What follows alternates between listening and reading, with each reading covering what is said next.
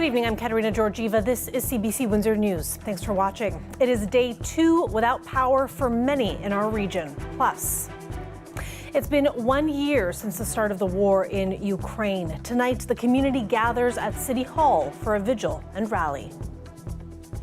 Dozens of charges over greenhouse lights violations. We'll hear from Leamington's mayor about the latest. Plus, stories of immigration to Windsor. We'll tell you about the Shoe Project presenting at the Capitol Theatre this Sunday. Storm cleanup continues today as many in our region are still without power. Most of Windsor has now been restored, but as the CBC's Jennifer LaGrassa reports, thousands in Essex County worry they could be heading into their second night without electricity. CBC's Jennifer LaGrassa reports. Fridge. We moved everything into this. Late this morning, Andy Morrow and his wife put all their food back in the fridge after their electricity came back on. The South Walkerville couple lost power at 6 in the morning yesterday. These limbs were likely behind the area's power outage. I got up early yesterday, and big bang and a big flash of light at approximately 6 o'clock in the morning. And I goes, oh, that's not good. Well, last night was interesting because we were going to get a couple of sleeping bags and sleep in front of the fireplace. And we said, well, if we can sleep in front of the fireplace, we could probably sleep in our bed. We put a couple extra blankets on. Around 11 this morning, the power came back on after Enwin did some work in the area. They were done in an hour and maybe 2 hours at the most. And we were up and running. Morrow says his neighborhood has a lot of old trees that need to be better maintained. Across Windsor, cleanup from the storm continued today. This crew was out clearing one big tree and a few small others that had collapsed under the weight of the ice. Driving through the city today, there were many instances of downed trees and downed tree limbs. Right now, I'm on Crawford, right by Wyandotte Street West, and you can see there's a giant tree limb here just blocking the sidewalk. The city of Windsor tells us that it's had more than 800 requests for service. That is for downed tree limbs, limbs blocking roadways, and completely destroyed trees. Enwin was out in the city today restoring power this afternoon. They called this the worst ice storm that the region has seen in 20 years. And that seems to ring true as Windsorites are taking stock of the damage today. In the county, thousands were without power into this afternoon. ELK told CBC News their crews are working around the clock, but they're unsure when it will be fully back. We're doing absolutely everything that we can have everybody back on as soon as possible. Obviously, we don't want to go into another night without power, but it's very hard to determine. They say they've contracted out 2 companies to help with the restoration work. They understand people's frustrations and hope to bring power to everyone today. Jennifer LaGrassa, CBC News, Windsor.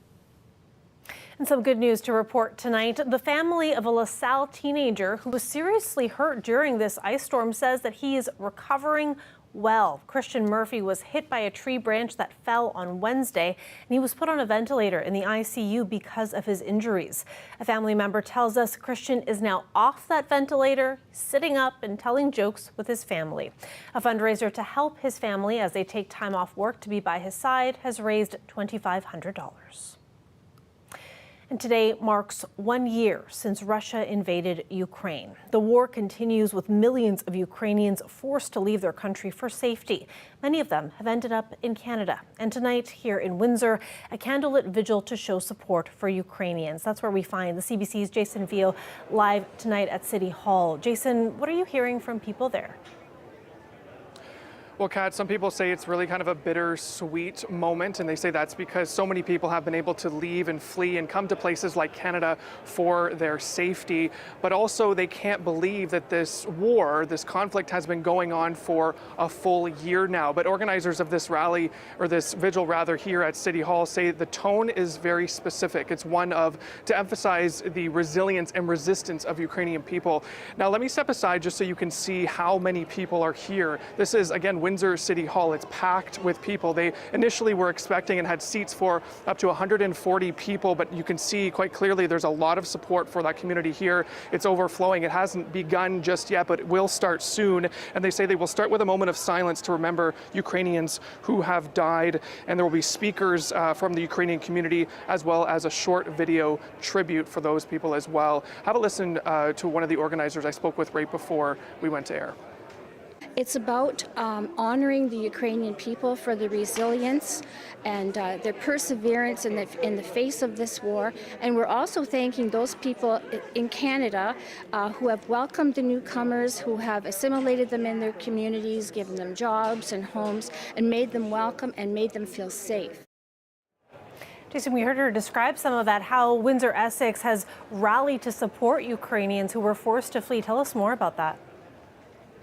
Yeah, there's a particular group in our community, the Windsor Essex Supporting Ukrainian Newcomers, and they've assisted between 80 to 90 families and individuals and helping them kind of get on their feet, find housing and support them. And we know of churches that have opened their doors for people. We've known of private citizens who have welcomed Ukrainians into their own homes while they get settled here after fleeing such a violent home that they've known for their entire lives. And we know people have collected donations to ensure that they have what they need because they left a lot of what they had, if not everything, back home in Ukraine. Have a listen to someone in our community who's been helping with these efforts. It's been challenging. It's the ever-evolving needs of newcomers arriving. It's navigating all the different rules that are put out by the federal and provincial governments. They're constantly changing. Knowing who to connect with in the community has been crucial. But it's just seeing the struggles of newcomers arriving to a new country, having to adapt, not having the language, not having the supports that they should. It's been difficult. It's been very difficult. Now again, this vigil here at Windsor City Hall was supposed to start at 6. I think they're getting more people than they initially expected. It hasn't started yet, but when it does, they will be starting with the Canadian national anthem, and they'll be ending this evening with the Ukrainian national anthem. And also near the end, they'll be having candles lit, cell phone flashlights out as well, as a way to remember all of the Ukrainian lives lost in the war with Russia. Thanks for this, Jason. CBC's Jason Veal live from City Hall tonight. Leamington is taking action against the greenhouse glow in the county. They've charged a dozen operations under a bylaw created last summer. Now, this is what it can look like at night in Leamington. Those bright colors come off greenhouse operations, and growers say that it's needed during low light seasons to help the plants. But people who live near the glow say that it's disruptive and needs to stop.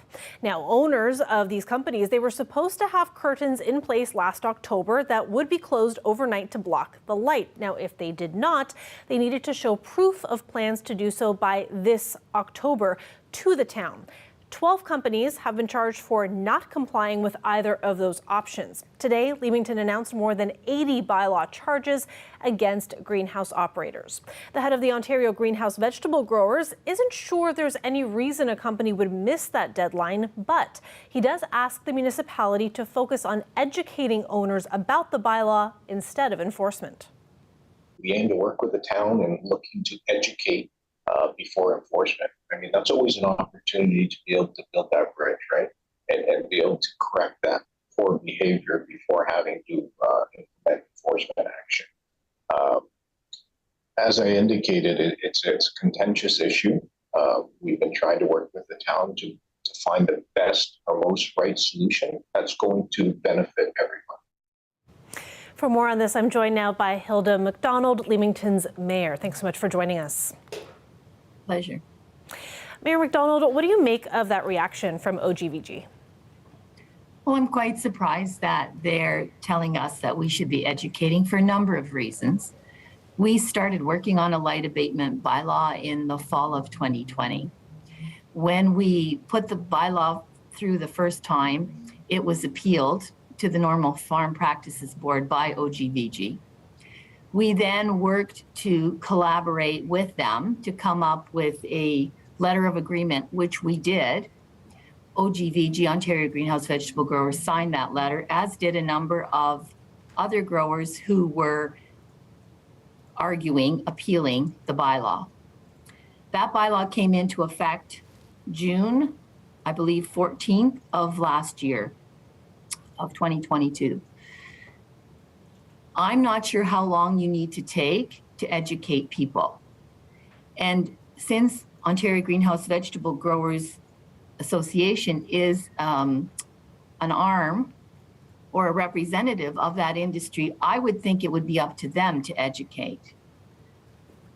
We gave them until October 1st to either send us a letter that they couldn't comply because of supply chain issues, which we understood, and only two growers, sent in proof that they had ordered their side or their curtain material, and we gave them until October 1st of 2023 to install based on not only supply chain, but also installers.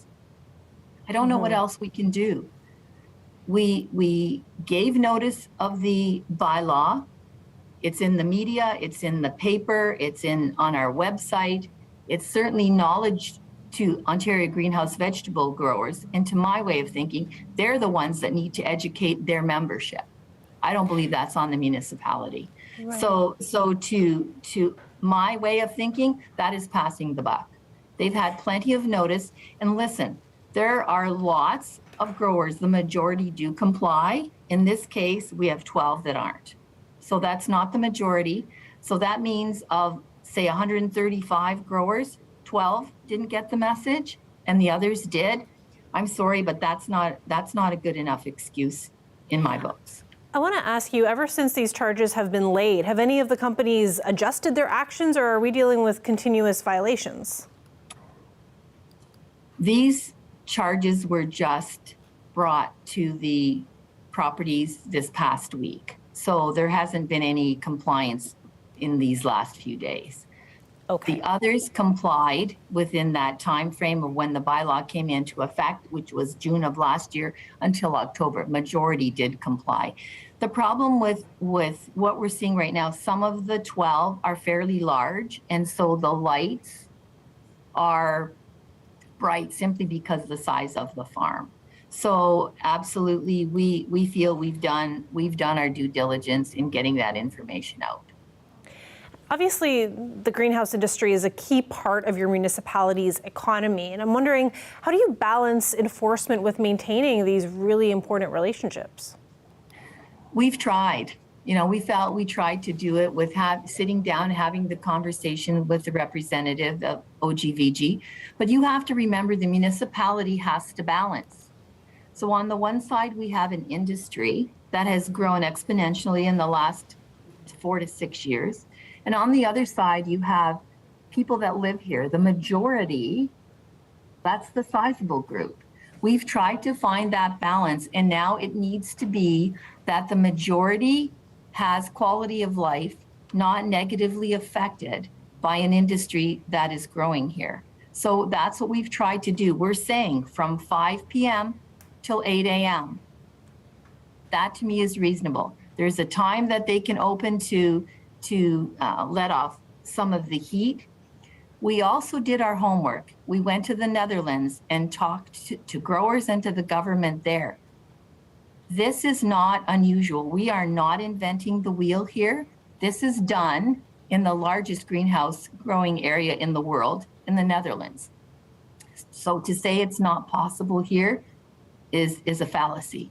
So again, we are trying to balance quality of life to economic development, and there has to be give and take on both sides. And we feel that we are now at that balance where there has to be some give on the side of the industry. Okay, really appreciate your time on this today. Thank you very much. Hilda McDonald is the mayor for Leamington. Police in LaSalle are trying something new to get young people interested in law enforcement. It comes at a time when the Police Association of Ontario says there's a staffing crisis. It's prompting them to work to rebrand policing for the first time. The CBC's Jason Vio has the story. That I will not disclose any information. An oath for a day for these 4 University of Windsor students. With different academic backgrounds, they're all considering policing as a career. It's a new partnership between the university and LaSalle Police to give them a behind-the-scenes look. 20-year-old Dan Ahir says he's on the fence about becoming an officer. He's in his 2nd year of the psychology honors program. And I just want to help people out, to be honest. And this is why I think my background in psychology will help a lot, because very often when you're in contact with a police officer, it isn't exactly the best day of your life. And I think having that experience, understanding people, will help a lot. There's a big push to attract people like Ahir to policing, as well as other young Canadians with new initiatives like this. The Police Association of Ontario says every department in this province is short-staffed. Fewer recruits is a big piece of that problem. So President Mark Baxter has partnered with the Ontario Association of Chiefs of Police and others to put out a positive PR campaign over the next several months. They hope to rebrand the profession of policing, especially among young people. Policing has become an increasingly complex job where members are asked to do more with less. There's been a number of high-profile incidents in the media. Generally, they're in the United States, but of course, that negative media attention filters into negative media attention towards police in Canada, unfairly, I think, in a lot of circumstances. That's one area Sajid Farhat said he wants to change, the sometimes negative perception of policing. I feel like people are kind of, unfairly judging police officers, being too harsh on them. The climate towards police is like, just not as right as it should be. Smaller services like LaSalle compete for the same recruits as those in bigger areas such as the GTA and even Windsor. But the Police Association of Ontario says these challenges affect every force across the province. Fewer recruits leads to burnout for those on the front lines, prompting concern that may affect community safety. Highlighting the importance of relationships like the one with Windsor as a way to get young people to fill the recruitment gap. Jason Vio, CBC News, Windsor. A live look outside at our city there. We had lots of sun today. Hope you were able to get outside and enjoy that. We do expect some periods of snow tonight and tomorrow, though. Colette Kennedy will be here after the break with a look at your weekend weather forecast. Stay with us.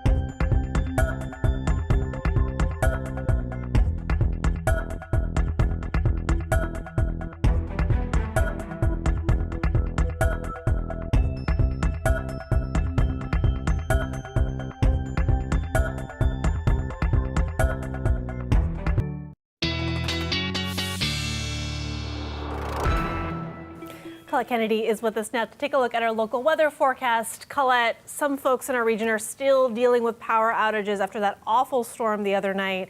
So what should people expect in the days ahead? Yeah, and that's why the cool temperatures are kind of an insult to injury there if you don't have power for heat. So we are looking at a warm up coming, also getting more melting in some of the areas where we really need that. So I do have improvement. Unfortunately, we just have to wait a little bit because tonight we have a cool one on our hands. Today we made it up to -1 and now sitting at -4 here. And then we have to factor in the winds. Obviously this morning, I mean, it was nice to have the sunshine, but this morning those winds quite strong and blustery from the northwest. Finally, they eased and shifting to the east in the afternoon. So they are drawing back somewhat, but it's still enough to give that wind chill that feels like factor of -10, -12 for Chatham-Kent, where we also have some of those outages. You can see those winds across the lake bringing in the streamers. Now, that is still going to be an impact in the overnight hours, but that's not what's going to be moving into southwestern Ontario. It's actually a new disturbance that we have. And as that comes in through the overnight hours, we become overcast and we'll get some widespread light snowfall, flurries to light snowfall coming through. It lingers into tomorrow morning, and then tomorrow afternoon, I see us getting some clearing. And keeping in mind, this is 3 p.m., you know, the sun's setting close to 6:15, so that does allow some time to enjoy some of that sunshine once we get this through. Into Sunday, we should be looking at, again, some sun, although to the northeast, there will be still some flurries flying. In terms of accumulation, maybe a trace to a couple of centimeters is about all we're talking about, probably pretty close to that couple centimeters. And then the temperatures overnight tonight, looking at lows -7, Sarnia -9, and towards London, 6 a.m. We're looking at a temperature there of -11. Now, the winds, as I said, will kind of back off, so that means we'll still have wind chills around -10, but not as severe as what they have been at times. So that's what we'll be dealing with. And looking ahead, we do have another system coming. I did say a warm-up coming as well. Check this out. Tomorrow, up to 4 degrees. Then Sunday, look at this. Will Windsor be the place to be? I think so. I think it is. Yeah. And then another system comes in the beginning of next week. Of course it does. Okay. Thanks for that, Colette. Have a good weekend. You too. When we come back, we'll tell you about a local initiative that's helping newcomer women to Windsor share their stories of immigration. That's right after the break.